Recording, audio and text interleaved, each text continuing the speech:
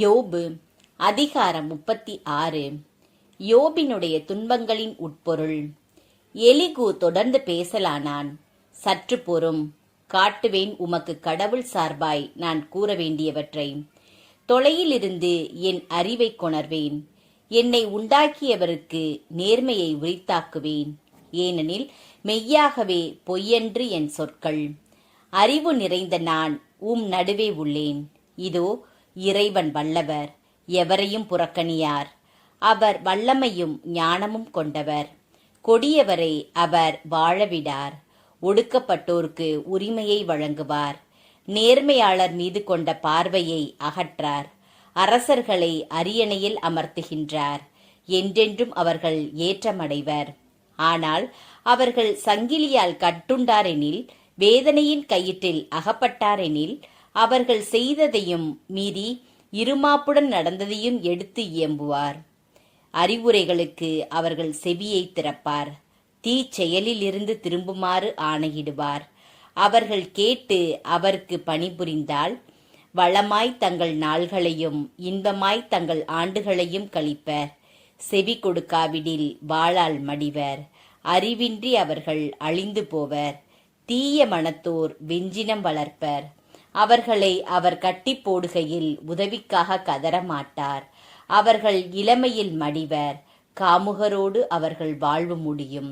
துன்புற்றோரை துன்பத்தால் காப்பார். வேதனையால் அவர்கள் காதை திறப்பார். இடுக்கண் வாயினின்று உங்களை இழுத்து காத்தார். ஒடுக்கமற்ற பரந்த வெளியில் சேர்த்தார். உங்கள் பந்தியை ஊட்டமுள்ள உணவால் நிரப்பினார். பொல்லார்க்குரிய தீர்ப்பு உங்கள் மீது வந்தது. தீர்ப்பும் நீதியும் உங்களை பற்றி பிடித்தன.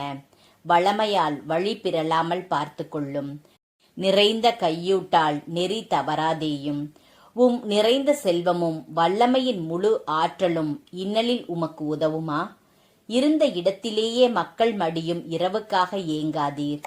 துன்பத்தை விட தீச்செயலே நீர் தேர்ந்து கொண்டீர். எனவே அதற்கு திரும்பாதபடி எச்சரிக்கையாயிரும். கடவுளின் ஆற்றலுக்கு புகழ்பாடல். இதோ ஆற்றலில் இறைவன் உயர்ந்தவர். அவருக்கு நிகரான ஆசிரியர் உளரோ? அவர் நெறியை அவருக்கு வகுத்தவர் யார்?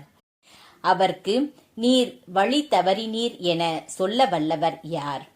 அவர் செயலை புகழ்வதில் கருத்தாயிரும். மாந்தர் அதனை பாடிப்போயினர்.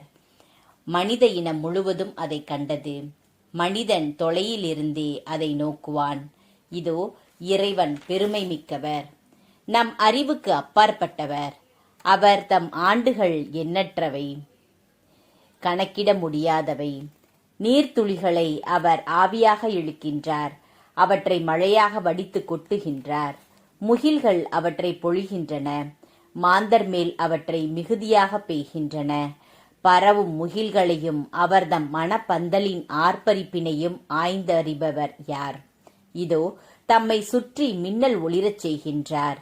கடலின் அடித்தளத்தை மூடுகின்றார். இவற்றால் மக்களினங்கள் மீது தீர்ப்பளிக்கின்றார். அதிகமாய் உணவினை அளிக்கின்றார். மின்னலை தம் கைக்குள் வைக்கின்றார். இலக்கினை தாக்க ஆணையிடுகின்றார். இடி முழக்கம் அவரை பற்றி எடுத்துரைக்கும். புயல் காற்று அவர் சீற்றத்தை புகழும்.